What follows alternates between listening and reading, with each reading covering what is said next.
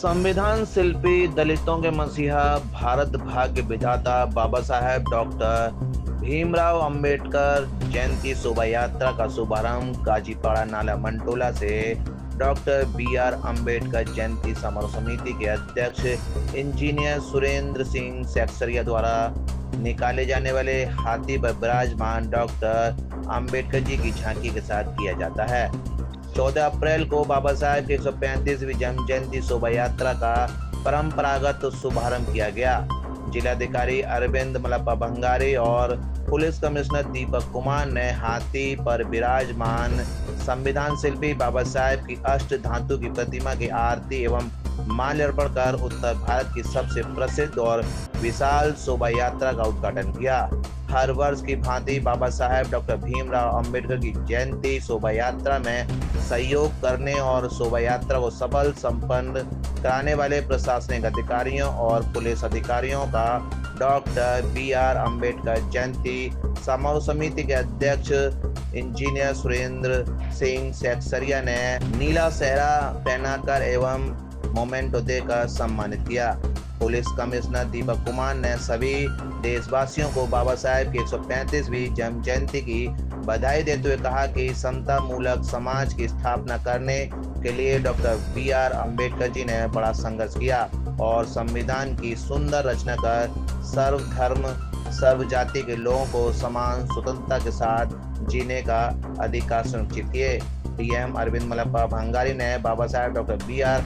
अंबेडकर जी की 135वीं जन्म जयंती की बधाई देते हुए शोभा यात्रा की सुरक्षा व्यवस्था की जानकारी साझा की। वहीं डॉक्टर बी.आर. अंबेडकर जयंती समारोह समिति के अध्यक्ष सुरेंद्र सिंह सेक्सरिया ने दलितों के मसीहा, मानवता के हितैषी, समान अधिकारों के जनक बाबा साहेब डॉक्टर भीमराव अंबेडकर की जयंती की बधाई देते हुए भाजपा सरकार पर शिक्षा का निजीकरण कर गरीब बच्चों से शिक्षा छीनने का आरोप लगाते हुए मांग की कि देश में शिक्षा का राष्ट्रीयकरण किया जाए। बोधिसत्व बाबा साहब डॉक्टर भीमराव अंबेडकर साहब की जयंती पूरे भारतवर्ष ही नहीं वरन पूरे विश्व में धूमधाम के साथ मनाया जा रहा है। बाबा साहब अपनी पूरी ज़िंदगी में हिंदुस्तान के गरीब लोगों के लिए और जो शोषित थे, जो दलित थे, जो आम जन थे, महिलाएं जो थी, उनके लिए उन्होंने अपनी लड़ाई लड़ी और उनके द्वारा जो संविधान की रचना की गई वो आज के दिन में विश्व का एक सर्वोत्तम संविधान है। हम सबको बोधिसत्व बाबा साहब से प्रेरित होकर उनके द्वारा बताए गए मार्ग पर चलना चाहिए ताकि 21वीं शताब्दी का महान भारत के निर्माण का जो सपना बाबा साहब ने देखा था उसको हम लोग पूरा कर सकें। यही आज उनके इस जन्म दिवस पर हम लोग एक शपथ लेते हैं। आगरा शहर में यह परंपरा कई वर्षों से चली आ रही है और पूरे शहर के लाखों लोग और बाहर के अलग अलग ज़िले के भी लोग आज इस कार्यक्रम में आते हैं जहां पर कि बाबा साहब के उपलक्ष्य में जो झांकियां निकाली जाती हैं उसमें लोग रहते हैं।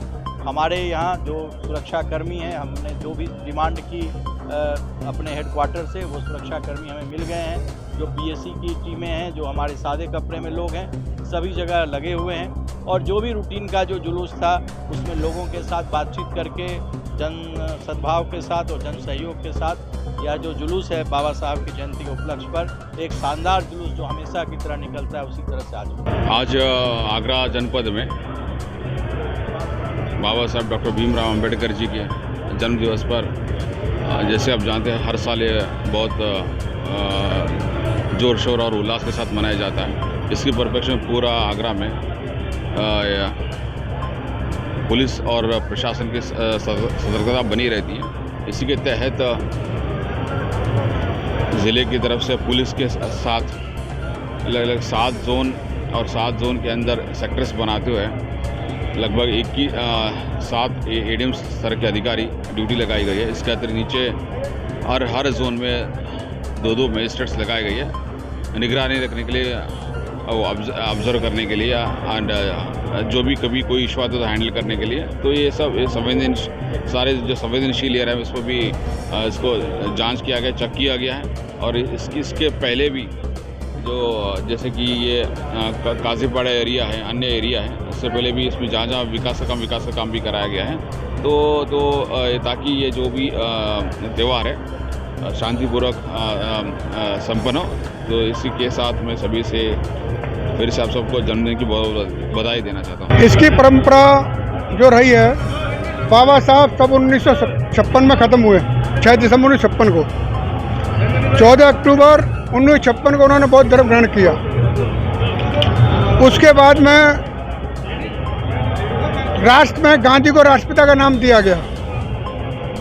उसके बाद आगरा में हलचल मची कि जो राष्ट्रपिता डॉक्टर बी आर अम्बेडकर को होना चाहिए था, जो उनका नाम नहीं दिया गया है, इसलिए सबसे पहले यहाँ से डॉक्टर बी आर अम्बेडकर के आगे बाबा साहेब नाम दिया गया इस शोभा यात्रा के संस्थापक लोगों ने। उसके बाद में 57 में 14 अप्रैल 1957 को जो 14 लोग थे, संस्थापक चौधरी भीकम सिंह सक्सेरिया, संरक्षक श्री ओम प्रकाश सक्सेरिया, मास्टर भजनलाल, रूप किशोर सक्सेरिया प्रथम अध्यक्ष, चिरंजीव लाल भार्गव प्रथम महामंत्री, हरनारायण सिंह सुरक्षा मंत्री, राम नारायण तुम्हारे संगठन मंत्री, हरिशंकर सक्सेरिया प्रचार मंत्री, पातीराम प्रचार व डिजाइनर मंत्री थे, जो मूर्तियों की उनकी बड़ी कलाकारी से तैयार करते थे। नमल सिंह पहलवान रामजीलाल कोषाध्यक्ष, नमल सिंह संगठन मंत्री। इस प्रकार से 14 आदमी थे, जिसमें एक संस्थापक चौधरी भीकम सिंह और संरक्षक श्री ओम प्रकाश जी, ये 2 आदमी मिला करके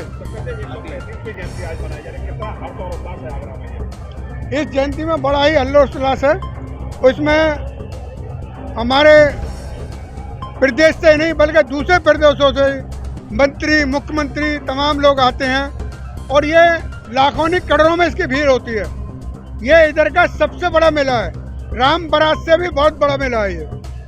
और इसका मार्ग भी 14 किलोमीटर का है, जो आज तक किसी शोभा यात्रा का लंबा मार्ग नहीं है। पूरे शहर के जो कंसर्न क्रीमी एरिया है, जहाँ लोगों की, जाडवों की या सब दोनों की बाहुल है, उस पूरे क्षेत्र को कवर करते हुए यहाँ निकलती है।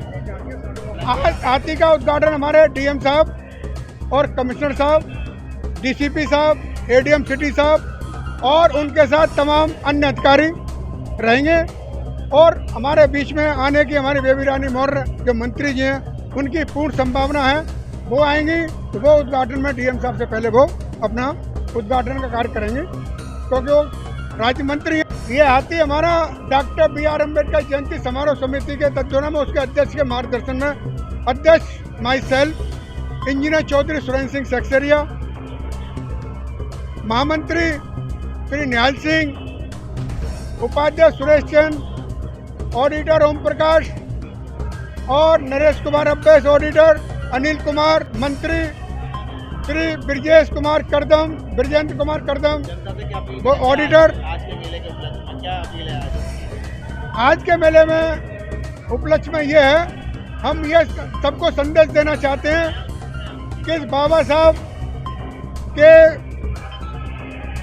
उससे संदेश से, बाबा साहब के मिशन से, बाबा साहब के इतिहास से, बाबा साहब के कमेंट से, उनसे आपको अंधकार और पाखंड को छोड़कर आडंबर से दूर रहकर अपने वैज्ञानिक तौर पर अपनी पढ़ाई और लिखाई पर ध्यान दें। जैसा कि बाबा साहब ने कहा था, शिक्षा वो शेरनी का दूध है, जो पिएगा वो धाड़ेगा। आज हमें बहुत शिक्षा की आवश्यकता है।